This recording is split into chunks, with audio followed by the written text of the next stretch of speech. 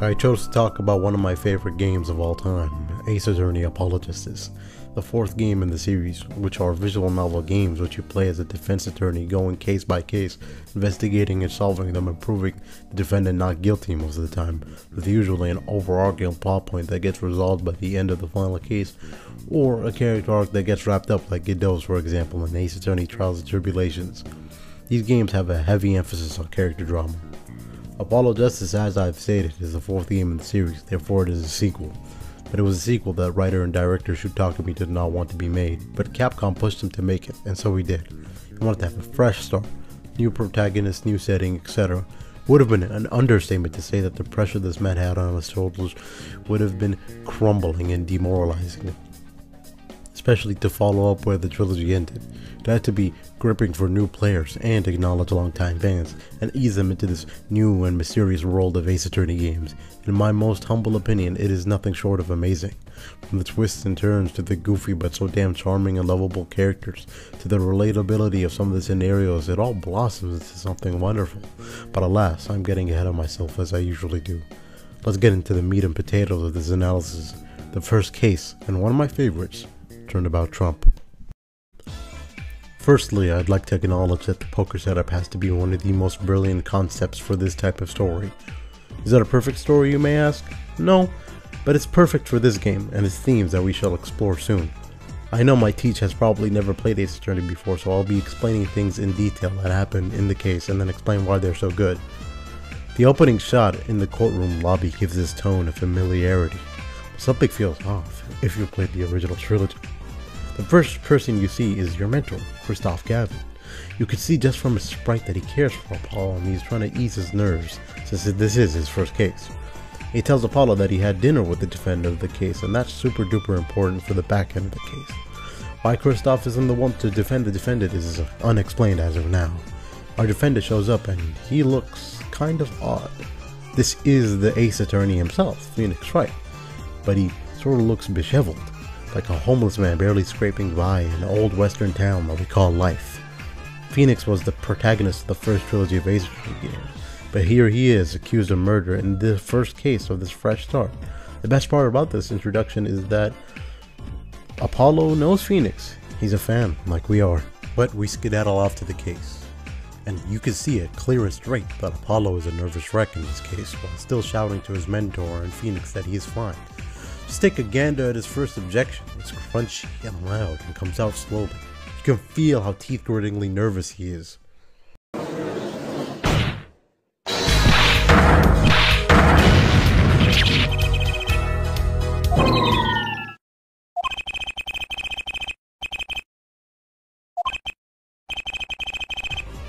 Basically, a summarized version of the case details are: the victim, Shady Smith, came to beat Phoenix's undefeated record of not losing a poker match in 7 to 8 years in the basement of a restaurant, where Phoenix, ever since being disbarred, has been working there as a pianist.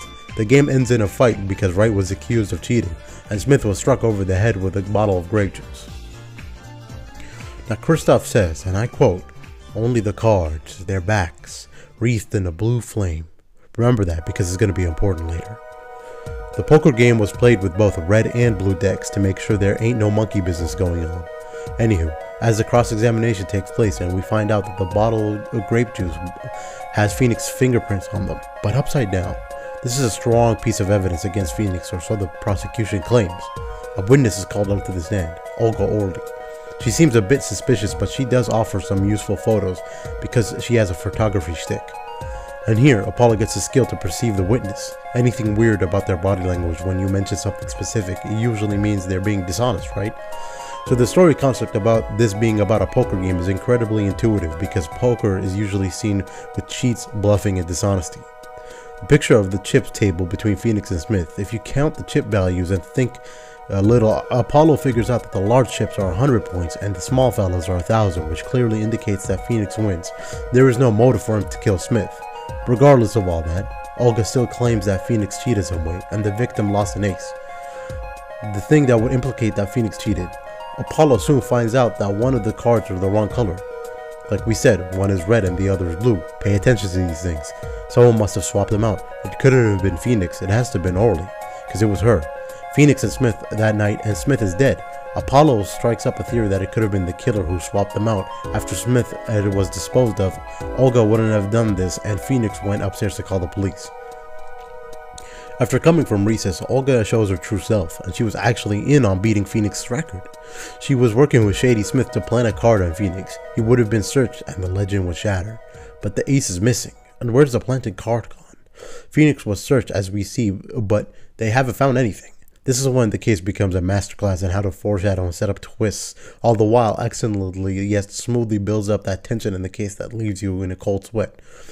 Every time Olga talks about kill in some sort of way, she lightly touches the back of her neck, and Apollo calls her out on that. And so we soon come to find out that Smith got into a fit of anger and grabs a bottle and smacked her in the back of the head with it. She got knocked out cold. Phoenix is back on the stand now, and he says there is someone who was involved enough to swap the cards, but those three simply have an airtight alibi. Now, who have I mentioned that has ever mentioned something about the cards being blue while the last hand was red? I wonder. None other than our gentlemanly Christoph Gavin. The court is awestruck in this shocking turn of events. Phoenix is asked about his contact with Christoph before the incident, but Christoph out of nowhere objects to that. I know he's seemingly pointing fingers at his own defendant, but if you recall, Christoph isn't Phoenix's defense. Remember how I told you to keep in mind that it's odd that they dined together and Christoph is the highest acclaimed attorney in the district, but yet he didn't choose him? Yep, this is it. Masterpiece and climax. Never have I ever seen everything fall into place so perfectly like this. This entire case was planned by Phoenix from the start, acting as some sort of mousetrap to grab Christoph. Phoenix claims that he found the planted card on accident and crammed it into an empty grape juice bottle, but Apollo's confused. There is no card in the murder weapon, the grape juice bottle. We cut to a flashback of Phoenix in a call with Christoph asking him to represent him in court, but Christoph makes an odd comment about the victim's bald head. How does he know this? Smith only ever took off his fedora while they were playing the game. He must have been there. You have him by the throat at this point. Phoenix then realized that Christoph was the murderer, so he plopped Smith's fedora back on his head. Think back to recess. Phoenix's daughter gives Apollo a trump card. Just like the name of the case, Turnabout Trump, this is quite literally going to be the trump card to snag the win for Apollo. An ace with a drop of blood on it. Christoph confesses that he saw the crime through the tiny window of the basement. After a little while, you see a new sprite of Christoph. Instead of it being quiet, reassuring, pleasuring smile, it's a cold, dark, menacing that I think exemplifies his whole character. Cold and menacing, but frighteningly intelligent and bitter. The new basis of the case now is that if Smith's blood dropped on the card, why wouldn't the killer simply take it away, because that's incriminating evidence? And how would blood drip from behind his head? Because he was struck in the front of his forehead. If Smith spun his chair around and then got hit, that would make total sense, but this photo says otherwise. And there's a big cabinet in there. But Phoenix requested to go check if it's a pushable, and they do report there is a secret door in the back, which makes sense since this used to be a mafia hideout spot, so they'll need spots to leave quickly without leaving any trace of themselves being there in the first place. Regardless, since now everything's getting cleared up, there's still something that the prosecution is pushing. The grape juice bottle still has Phoenix's fingerprints on it. Well, yeah, but see how he's sitting in this picture. He can't pick it up normal. He has to do it upside down. Christoph just simply switched the evidence with the bottle that has Phoenix's fingerprints on it to frame him. The deceptively simple logic of this case is beautiful. Inside one of the bottles is the missing card, closing this fantabulous first case of the game. Christoph is tarnished with this bone-chilling breakdown.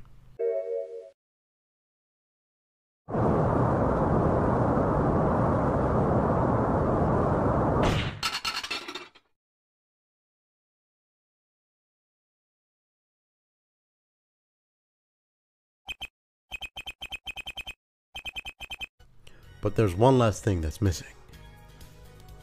The card that Phoenix's daughter gave Apollo. Christoph took it and disposed of it. So how is it still here? Well, it's forgery, pal. To prove that Christoph is a killer, Apollo asks Phoenix about a legendary case from 7 years ago where Phoenix was disbarred over accusations of forgery. Phoenix says that doesn't really matter now.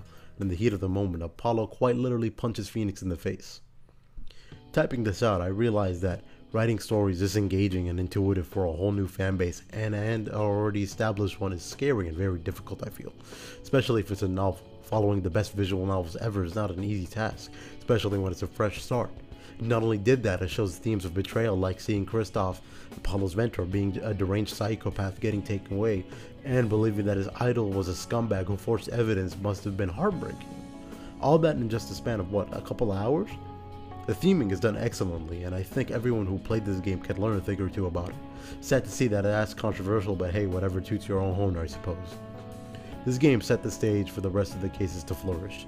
All the while it had an engaging plotline, a fun fresh-faced protagonist, and have a daunting villain, while having a new take on a beloved character was ballsy by Shu Takumi, and it fits with the tone that they built for this game.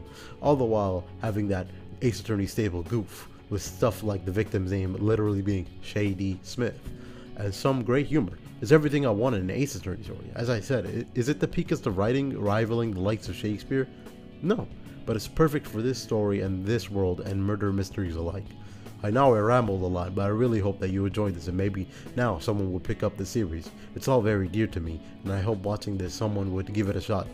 That was my analysis on Turnabout Trump. I hope I get a good mark.